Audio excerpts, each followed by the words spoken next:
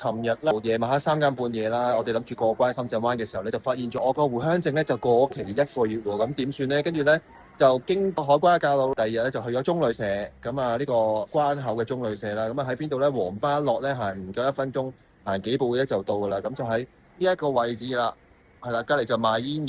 嘅，咁咧就做咗個證件咧就570蚊就港幣，咁咧但係要等2個鐘。咁啊，唔使特登影相，因為佢用相機就即係手機幫你就已經影到相㗎啦。證之後啦，我哋就喺呢個中國移民管理嘅地方度等，因為有冷氣。咁啊，而家就我哋大概8點40分左右就辦完，咁啊而家等緊啦，而家9點3，我哋再睇下之後嘅事。